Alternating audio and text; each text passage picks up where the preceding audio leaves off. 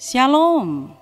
Selamat pagi saudara, kita tiba di hari Jumat 14 Juni 2024. Mari sebelum kita menjalani sepanjang hari ini, kita awali dengan mendengarkan firman-Nya. Sebelumnya mari berdoa.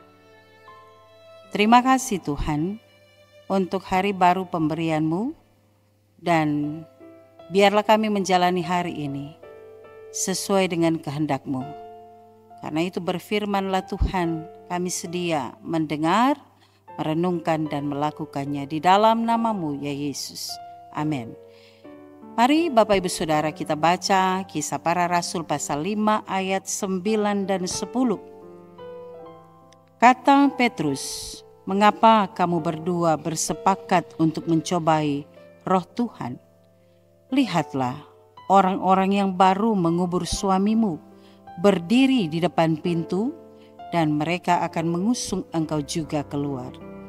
Lalu rebalah perempuan itu seketika itu juga di depan kaki Petrus, dan putuslah nyawanya. Ketika orang-orang muda itu masuk, mereka mendapati dia sudah mati.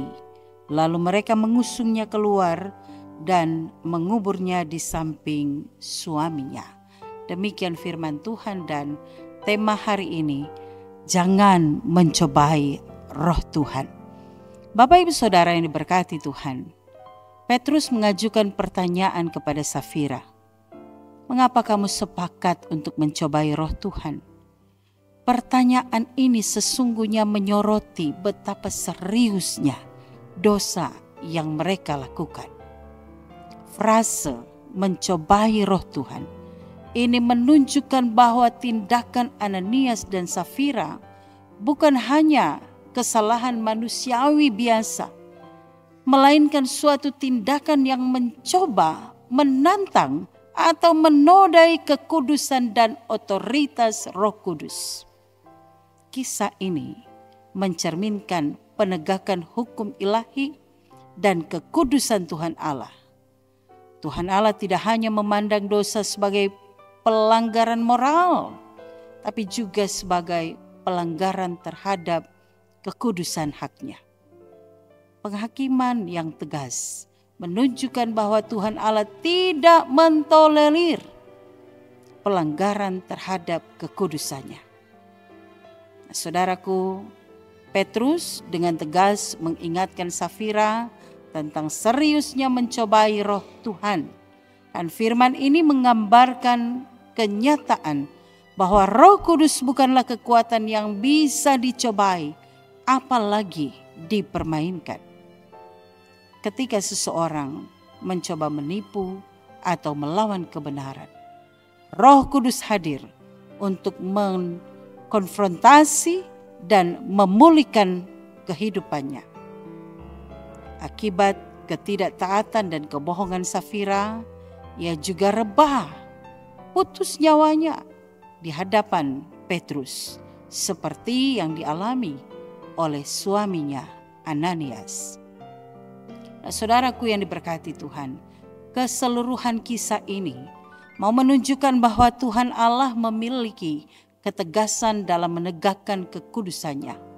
Penghukuman yang diberikan kepada Ananias dan Safira adalah bukti nyata dan wibawa kekudusan Tuhan Allah.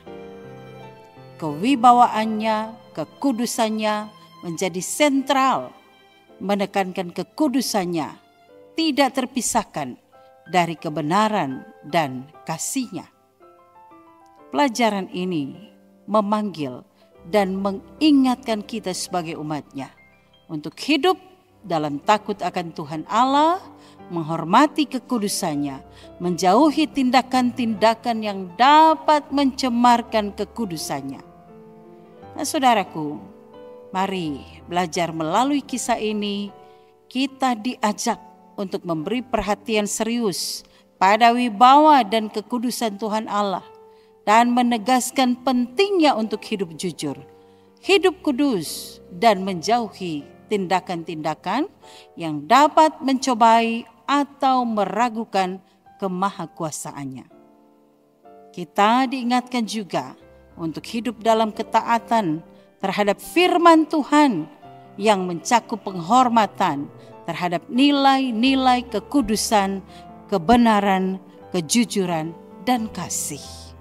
Penting bagi kita untuk berserah dan membiarkan Roh Kudus bekerja dalam hidup ini, karena Roh Kudus adalah sumber kekudusan, kekuatan untuk hidup seturut dengan kehendak-Nya.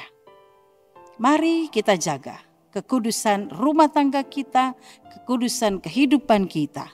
Ini mencakup pengambilan keputusan yang mencerminkan nilai-nilai keterbukaan, kejujuran, dan kebenaran, serta menghindari tindakan yang dapat mencemarkan kekudusan keluarga.